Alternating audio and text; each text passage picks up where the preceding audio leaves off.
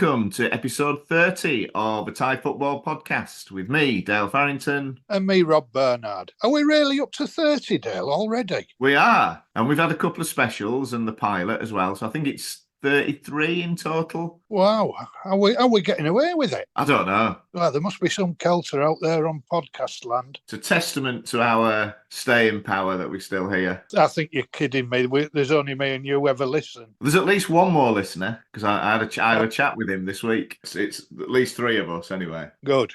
Right, so we're back to our usual Wednesday slot after last week's Friday special, and we're going to start with your roving report. So we're going to hear all about it now, because you were up in Ubon, Ratchathani, is that right? This is correct. Okay, so here we go with Rob's roving report. Rob's roving report.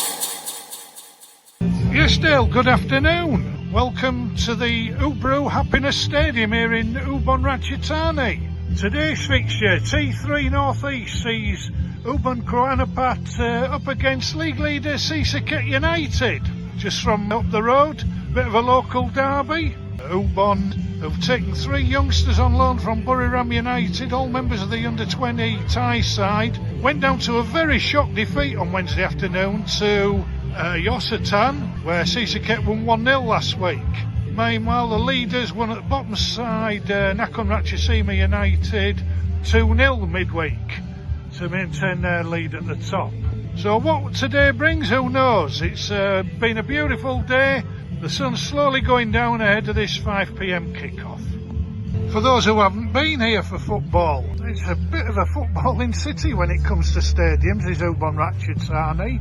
We've passed a stadium where the side played for the last few years out on the main road, the University Stadium. Here we are at Ubro, the Rajabat Stadium, which was re-maintained, ready for the games that were held between the staff of all the universities around Thailand last summer, and they've done a grand job of it. John, my driver, we've never been to UMT Stadium before. That's just a mile up the road. And hopefully they'll do well in the semi-pro league, Poly United, and get into the T3, because that is a great stadium. Formerly held T1 football. Then, of course, there's Barupa Stadium on the outskirts on the road to Yosatan, where Isan United formerly played. And just to confound matters, there's a stadium south of the railway station that'll be showing semi-pro football in a few weeks' time. So, yeah, plenty to see if you come to Ubon. It's at the end of the North East rail line. Good bus services here, and it's a city well worth visiting. Plenty of attractions.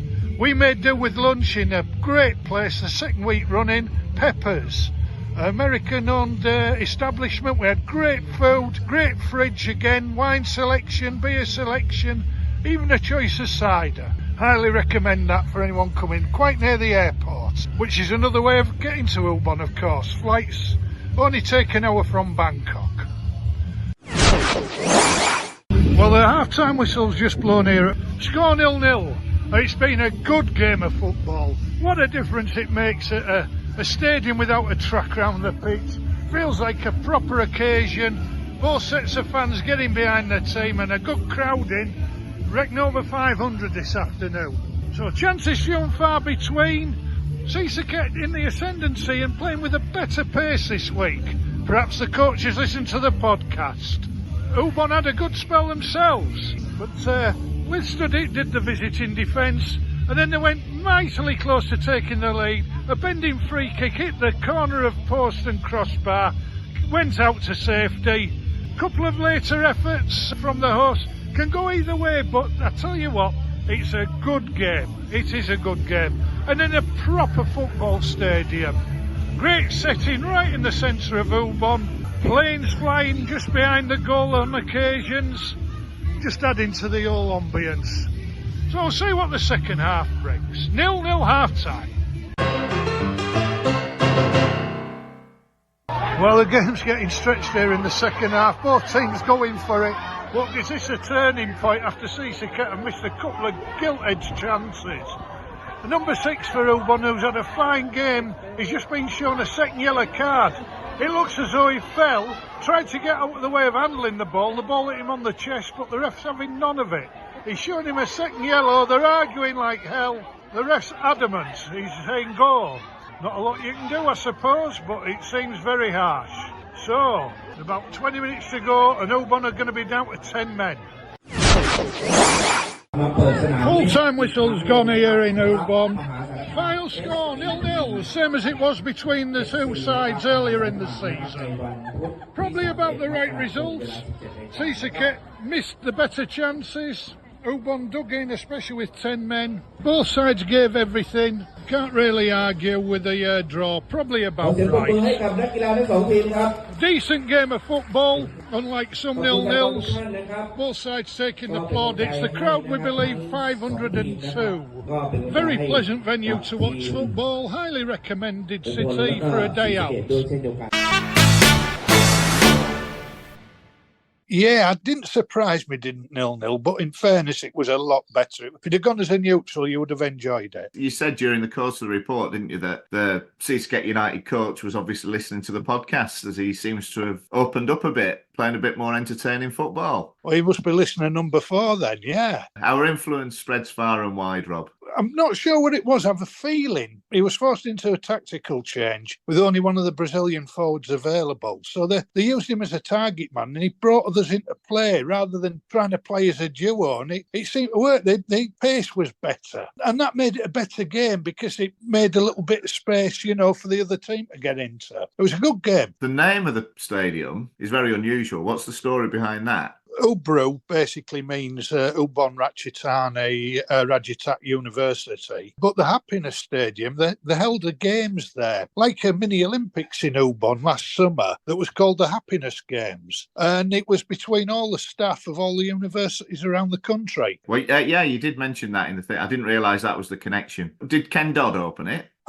I'm not sure. I'd like to think so. Just think if it had been a few years later, Dale, you could have appeared. What was it, over 70s? I think there was some sort of less active sports, if you know what I mean. This is as active as I get these days. No, you'll be very good when you get here, I'm sure, bounding around the place. I have been tempted to take up walking football. My local school hosts walking football every month. Well, ironically, you could fit into the Seasicket team most weeks because that's what they play. Hi, my name is Anthony and I'm listening to a Thai football podcast. We're going to move on, moving up a division as well to T2. Now, T2 this season is very, very exciting, I think. It's very tight. The automatic promotion places, 6 points, I think, separate the top 5. And then between the playoff places, Patty United, who are in 6th, all the way down to 12, is only a 5-point gap. So it's quite close, difficult to call. But yesterday, I spoke to a very happy man indeed. He'd just seen his team snatch a 97th minute equaliser. So this is me and Phil Williams directly after Samut Prakan City's last gasp equaliser against Nakhon Si United. A Thai football podcast. Interview. I'm joined now by a very happy and probably relieved man. Phil, you've come on straight after the game today, and what a dramatic finish. Do you want to tell us all about it? The game finished at Samut Prakan 1, Nakhon Si United 1. Both goals came in injury time. Nakhon Si took the lead in the 94th minute, and Samut Prakan pulled an equaliser out of the bag in the 97th. And as they say, the crowd went wild. It's always nice when this happens, isn't it? It's not so nice when you're on the receiving end, but when you benefit from something like that, there's very little that comes close to matching it in terms of pure satisfaction and enjoyment. About 10 minutes from the end, I thought, this is heading for a 0-0. No other result. It's going to take something special to win this. And it was a special goal. It was, I don't know the name of the midfielder. I haven't written it down. It was only his second goal of the season, but he's absolutely hit a rocket from well outside the box, like a missile into the back of the net. And it was going to be that kind of goal that was going to win a game. And I didn't see any way back. And then with the last kick of the game, our new Burmese striker on the edge of the box curled a delicious shot into the corner. And I'm looking forward to asking you about him because he's our new hero, and I believe he's had a spell at Chonburi. Do you remember much about him? He was one of these signings that when he came, he promised so much, but he got very little opportunity in the side, which was a shame. But yeah, I think overall he didn't make that much of an impression. How many games did he play for you about? Not many. I would say Right. it was less than 20. That's just off the top of my head without actually looking it up. But we've had Well, so he's- many of those signings over the years. Well, he's only had 2 games for us, but he had a very impressive debut last week away at Chiang Mai FC, and he looked very good today. He just brings a little bit of extra quality to the side. Sometimes in the second division, you don't have to be even that good to shine out. He puts his foot on the ball, and he just looks to have more time on the ball than other players, and that's always a sign of a quality player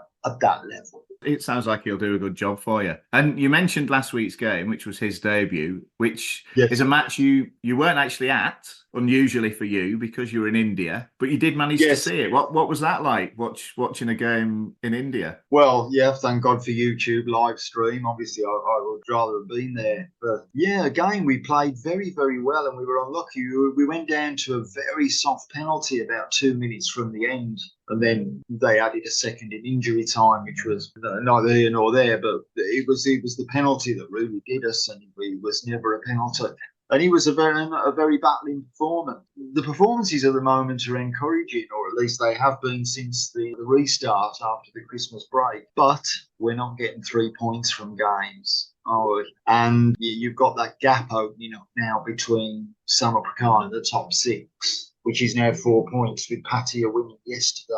We need to keep in touch. What we don't want is the season fizzling out. You know what I mean, Dale? Where we're just sort of mid-table safely. I would certainly take that over last season's relegation scrap. There's no doubt about that. But it would be nice to have something a little bit more exciting where we're sort of in touch with the playoffs and we've got a chance of making them rather than just settling for mid-table. Well, if performances have improved, there's every chance of that. I mean, 2 tough games. You played 2 of the top 3 in the last 2 matches. Well, I said at Christmas that the next 6 games would shape our season because we had Chiang Mai away and Nakhon United at home, which we've taken only 1 point from. Difficult trip to the other Chiang Mai lot next Saturday, and they've hit a little bit of form. A very tough game then coming up away at Nakhon Ratchasima, and then also in February we've got Suphanburi at home, and they've got a 100% record at the Samarkand Stadium. They beat us every single time. So it's a tough run of games, and if we're only going to pick up 3 or 4 points from those 5 or 6 games, then the season's going to fizzle out. I don't think there's any danger you're going to go down, is there? You're not even going to get sucked into that relegation scrap. Just looking at the table now, and I think most expat Thai football fans would agree that the bottom 3 look the most likely as the 3 to go down, which is Kasitsak, Krabi and Customs United. I think one of them picked up a point and the other 2 lost this weekend. And then there's a gap opening up now of about 5 or 6 points, I think. So they can't string 2 wins together, those 3 teams. Just going back to today's game and the late drama, Yep. was it one of these matches that was 93 minutes of boredom and attrition, and then it all exploded in the last 3 or 4? Or was it quite a good game to watch? It was a good game to watch for a Samarkand fan. I thought the first half we absolutely bossed it. I can't remember Nakhon Si having 1 chance. We had several, not particularly clear-cut chances, but we had the lion's share of possession. I think the final stats for the game were 8 corners for us and 2 for them, which kind of tells its own story, I guess. So we were quite unlucky to go in at half-time, not a goal up at least. The second half was a lot more even, but I don't think that Nakhon Si United were any better than us. As I said, we certainly deserved at least a point. It all sounds very promising. But like you say, the next couple of games are going to be crucial. If you can pick up a couple of points in those matches, then, it'll keep it interesting. And what about the crowd today? What sort of crowd did you attract? I haven't got the official figure yet, but it looked like the usual sort of 380, 400, that ballpark. It looked like quite a decent away turnout as well. It was a fantastic away turnout. I remember going to see Nakhon Si United last season as a neutral fan.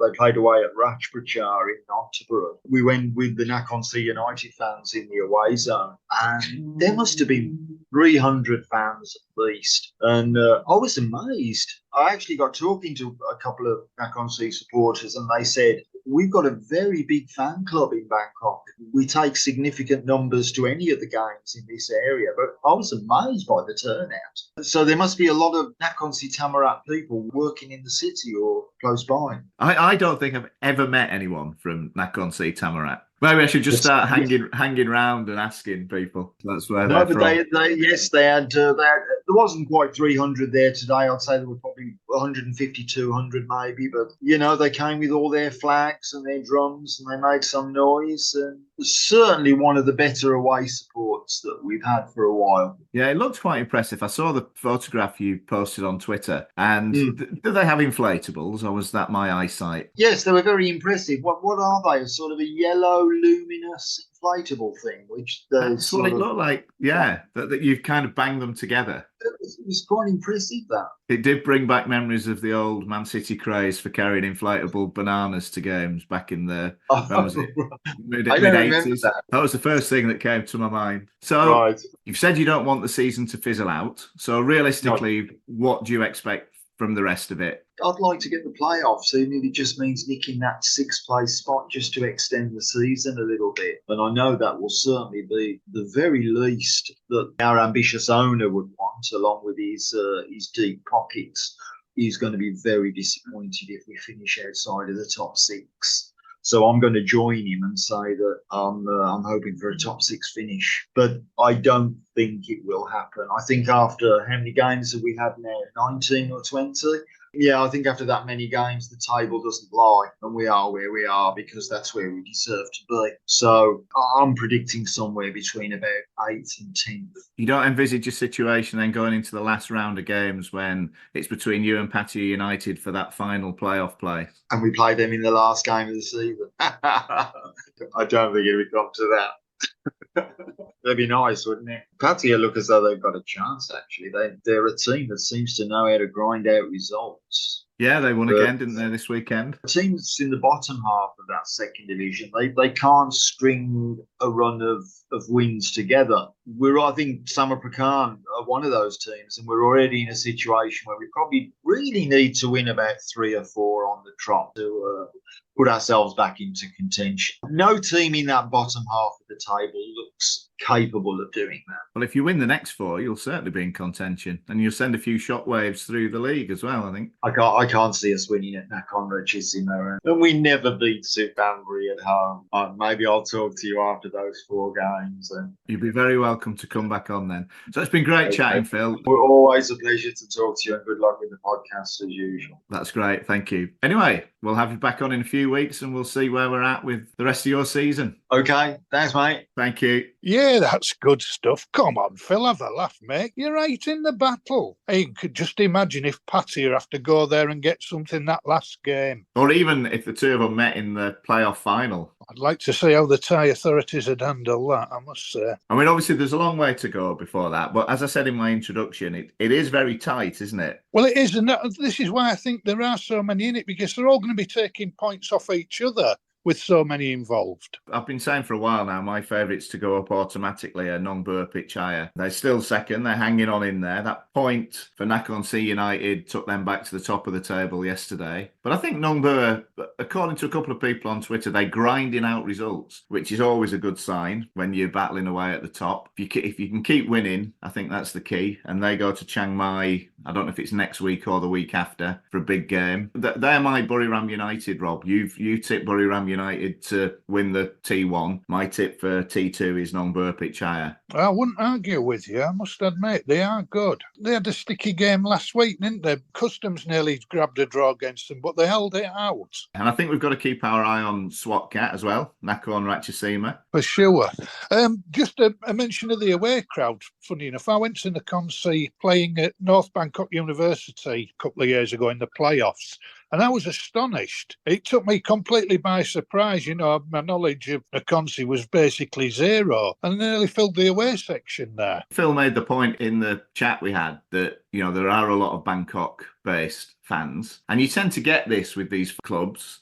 It certainly used to happen at Chonburi a lot. Teams from especially the north and the northeast had a big community living and working in the Chonburi, Bangkok area. So that always helps swell the away crowd on occasions like this. I can remember going to a game in Sriracha a few years ago when Chiang Rai United were in the second division and they came down. And when we got back to our car at the end of the game, the car that had parked in front of us had a Chiang Rai United sticker on the back window. So we got chatting to them, have you enjoyed the game, all this sort of stuff. And then my dad asked the guy, he said, how long is it going to take you to get home? And he said, about 15 minutes.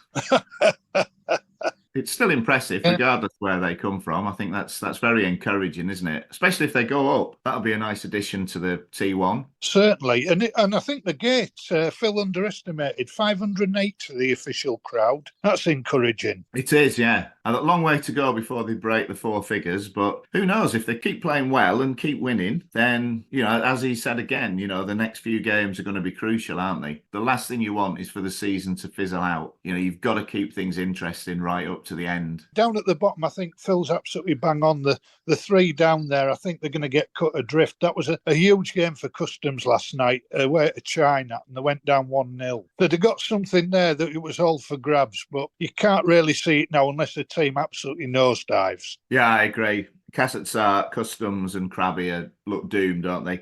Maybe China will get dragged in. They seem to be the only other side that are likely to get sucked into a relegation fight. But I agree. I think the bottom three look doomed, really. This is Clinton, and you're listening to a Thai Football Podcast. Next up, we've got something a little bit different for you. This is Grant Aitken, and Grant's very interested in youth football and in particular the development of young players. So at the weekend, I sat down with him and we had this conversation. A Thai Football Podcast interview.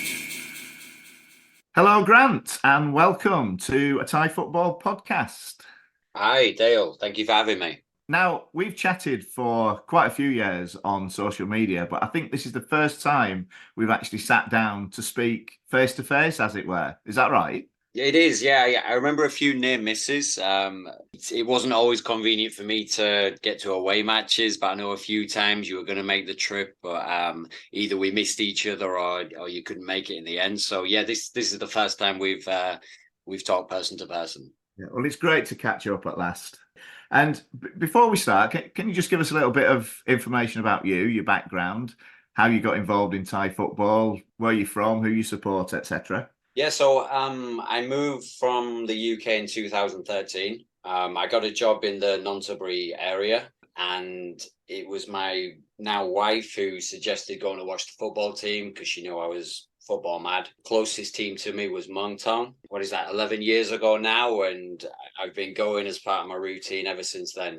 Over the course of supporting Muangthong, I've got quite interested in the youth side of things, primarily with following Muangthong and the Thai national team, but also as my knowledge expanded, there's other clubs and schools that I always keep an eye out for and quite interested to see if I can see the next big thing, the next big star. What was it that first got you interested then in following youth football? We had a bit of success. We won the Youth League 2019, 2020. So I was always keen to see how those boys developed. And the more that I started looking into things, I realized just how many players that we had out on loan. And I was quite curious to the fact that over here, the players that the clubs retain, they're a little bit older.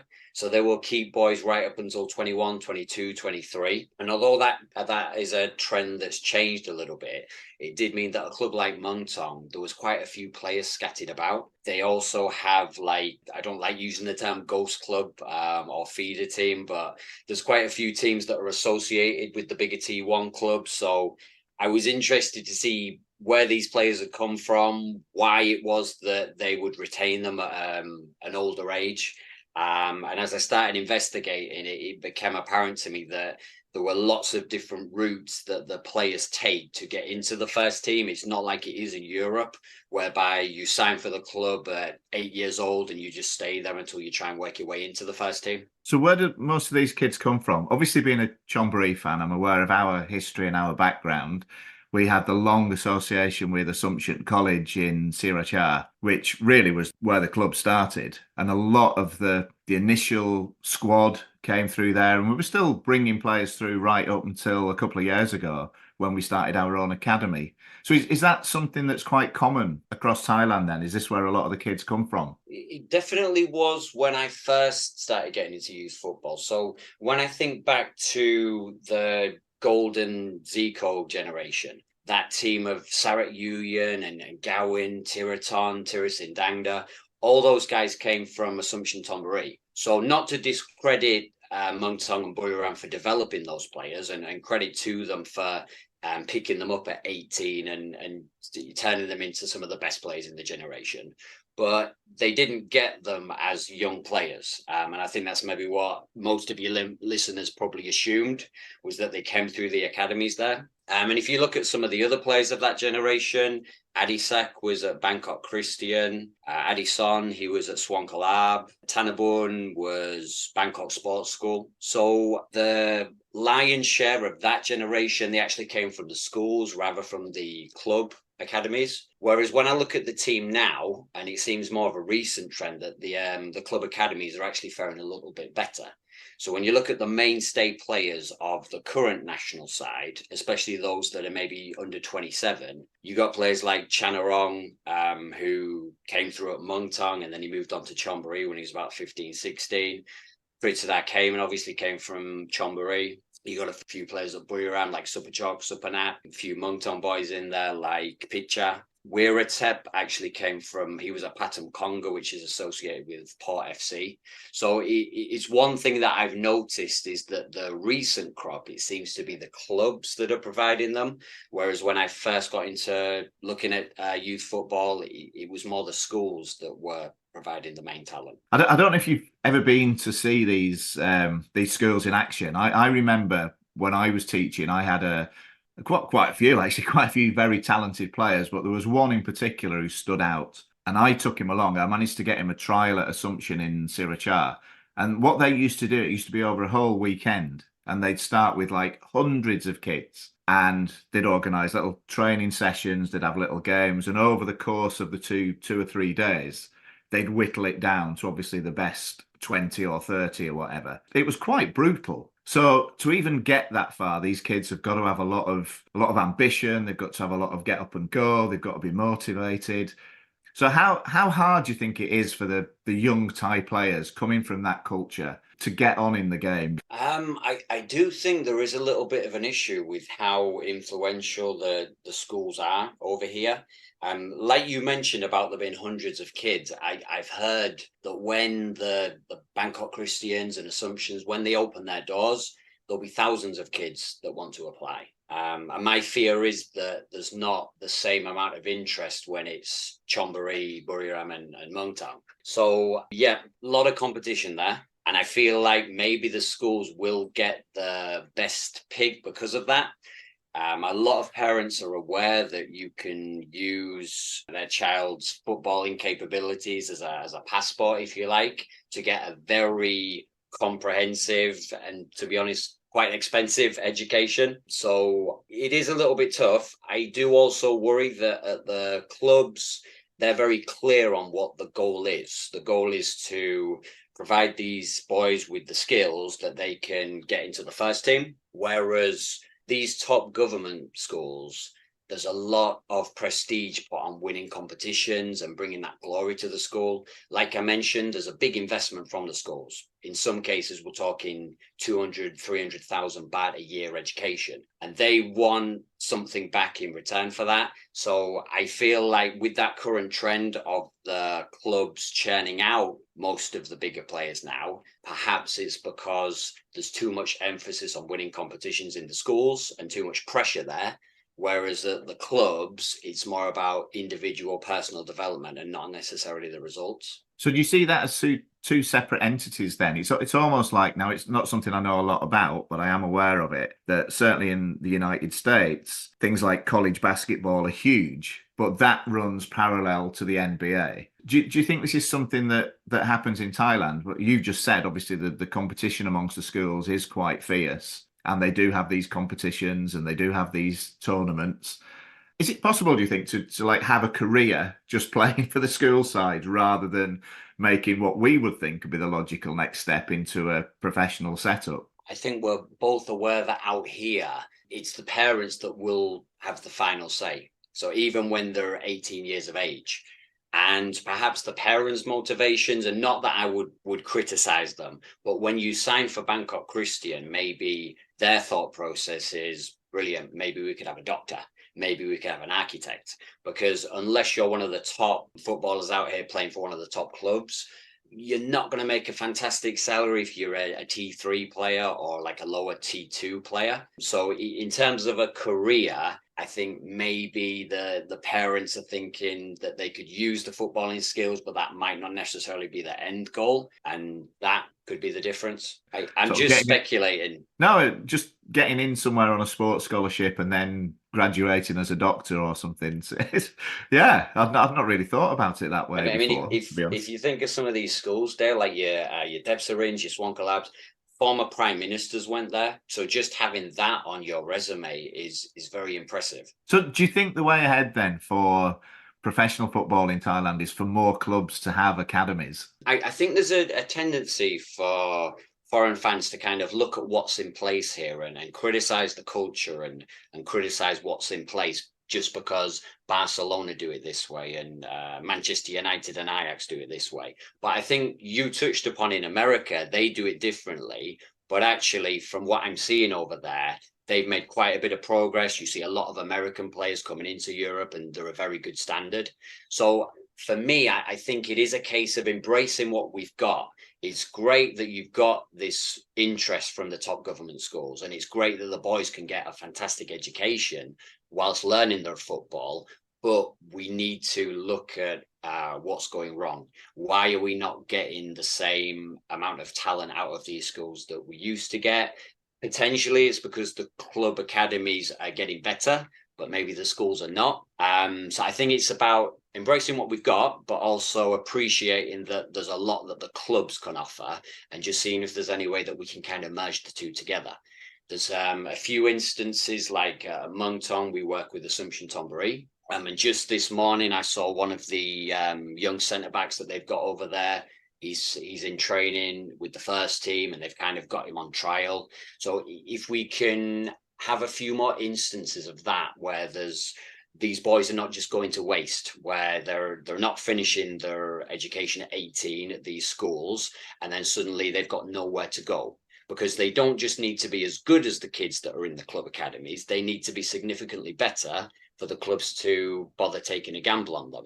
Because that's also something else I've noticed, that clubs like Chonburi, Buriram, I don't see them taking the kids from the schools anymore. I think it's just too much work. There's too much of a bedding in period and the boys are already 18. So I think they're just keen to work on the kids that they've already got within their academies. So we need to think about how we can prepare a little bit earlier than just waiting until they're 18 and then throwing them in at the deep end, these boys from the schools. I think another thing we need to consider is that Thailand is famous, or probably infamous. And now whether this is true or not, or whether this is fair or not, I don't know.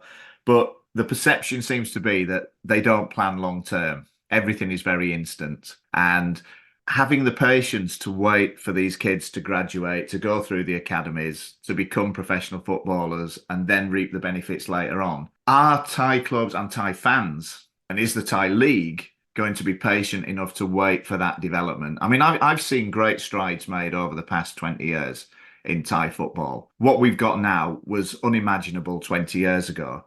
Do you think in 20 years' time we'll be seeing the benefits of these academies and these schools now? I think it depends. One thing I would say is these prestigious schools, they're going to miss not having players in the Thailand team, because there's nothing Assumption Tombury like more than showing that Gawin came from there, or that Bangkok Christian did from having Adisak scoring goals for Thailand. So my hope is that they're going to reflect on that themselves. I don't have that much hope for the FA because they've let us down too many times in the past. But one thing I have noticed that the Department of Education, which governs the schools, they're a bit more organised. If they say they're going to do something, it gets done. So it depends. If the FA can work with them a little bit more closely and they can take the good aspects that both of them have got with the clubs and with the schools that are under the DPE, then they've got a chance of making progress and improving things. But I'm hoping that people within the school system, they will already have started to realise that things are not quite as productive as they used to be there. Right, I'm going to put you on the spot here, Grant, and I apologise in advance for this.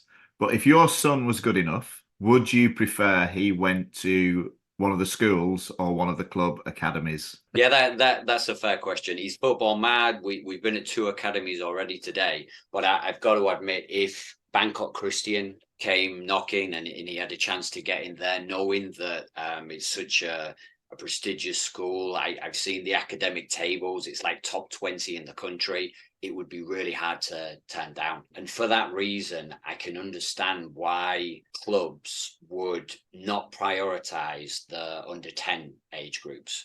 Because if you make the next big thing, you can imagine that the parents are going to say, thank you very much, but we're going to see if we can get in at Swankala, Bangkok Christian, which is why I feel the game's held back a little bit over here, because the club academies, they're working with budgets. You mentioned about Chonburi. What's in it for the clubs to develop these players if they only end up going to the schools anyway? When I see a lot of academy open days advertised from the clubs, you tend to see it's the 11 to 14-year-old age range.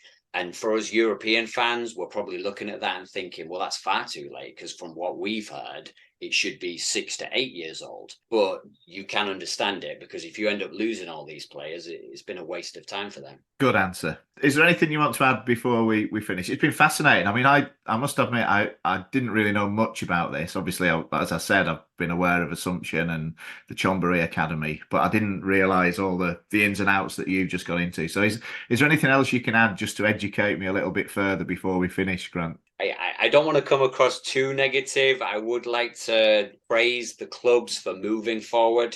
Like you mentioned, you've seen a lot of progress, and I think over the 10 years that I've been following Thai football, I think there's been progress too.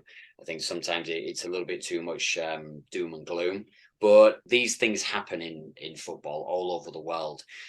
We get things right and then things stagnate, and then you have to change things. So I am hopeful that we'll be able to review what's in place, hopefully get the clubs working with the schools a little bit more closely, and produce another exciting crop of players somewhere later down the line. Well, I have to say, first of all, what a fantastic interview. I love learning about different stuff out here. And now I understand it a little bit more. It made a lot of sense what Grant was saying. Fantastic research and knowledge, hasn't he? I learnt a lot from listening to him as well. I mean, obviously, I knew a few little details and a few things about youth football and how players get selected, but it was a real eye-opener. Do you think it maybe explains why there's so many university sides in T2, T3? They can use it to attract players? Yeah, you could be on something there, Rob. I mean, one thing we didn't touch on in the interview is the amount of good quality players that get lost in the system. I mean, I talked about one of my ex-students during the course of that interview who was a very good player. He was way off the pace when I took him along for the trials, but there were so many good lads there, and most of them just